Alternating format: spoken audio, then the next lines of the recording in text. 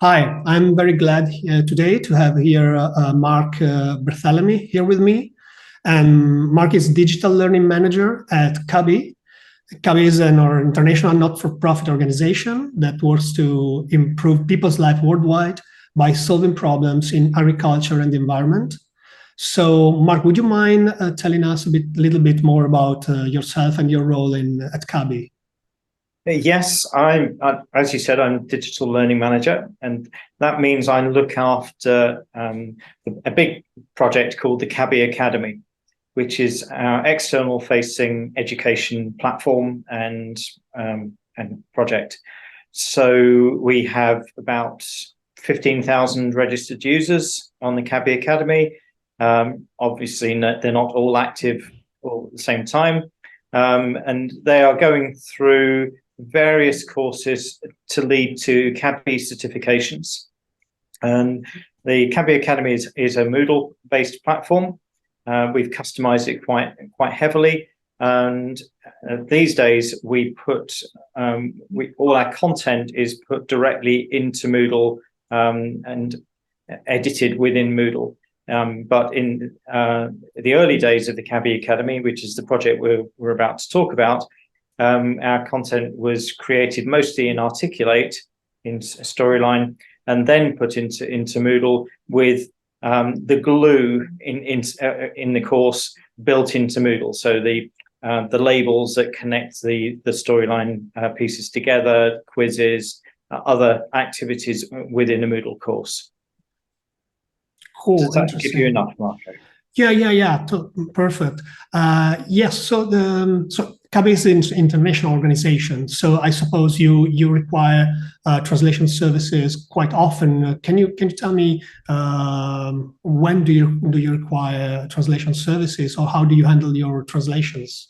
Okay. So the project that we engaged with you for, which was 2 or 3 years ago now. And like I said, in the early days of the CABI Academy, we'd already translated our Articulate Storyline packages using our internal resources, our Spanish speakers.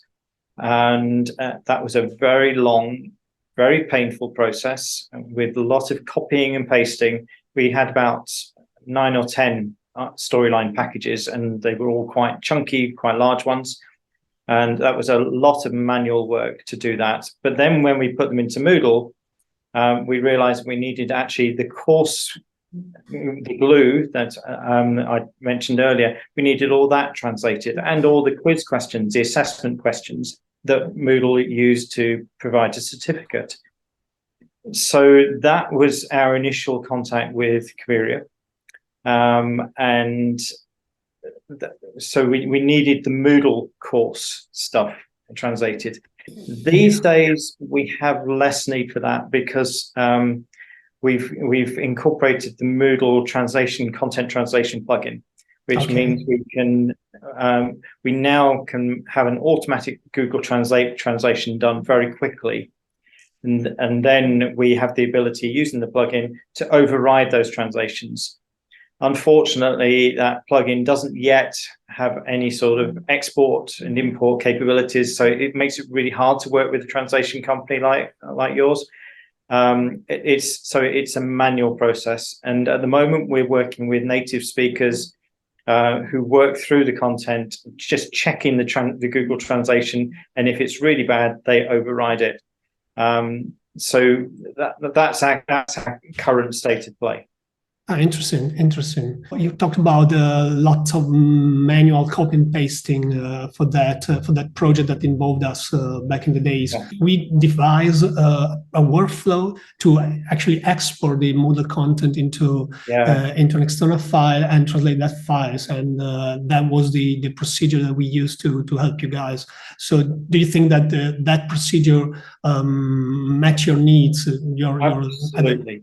Yes, it was perfect for what we needed then. It was perfect. So I came across your company through the blog post that you wrote about how to translate a Moodle course and how to export it, how to turn it into the right XML that you could then put into a translation management system, and how to put it all back. I tried following it through, doing it myself, and realized actually, no, we needed the experts to do it. Okay. And so we engaged with you, and the process was seamless as far as I could tell. You took our Moodle course backup file, you turned it into your format, you did the translation, and then you gave us another backup file that we could then use to re-import and give a full Spanish version. Yeah.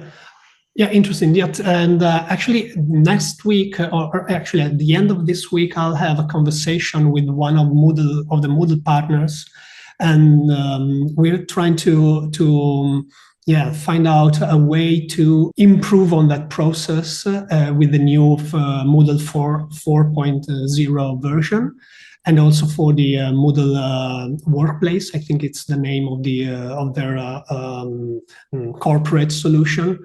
So I expect good news in the next weeks or months. So let's see if we can have another even better system to translate Moodle content, because amazingly, as it seems, there is no Moodle hasn't been designed to have multilingual courses, and that's probably one of the limits that our workflow is, that you end up with two different courses, one in one language and the other one in the other language. You don't have one course in multiple languages, which can be a drawback for some organizations. It is possible to do things in multiple languages, but it's very complicated. You have to use the multiple language filter. Yeah, and exactly. You put things in a very manual, complicated way. Yeah, exactly. It's not something we can expect our authors to do. Yeah, I imagine, exactly.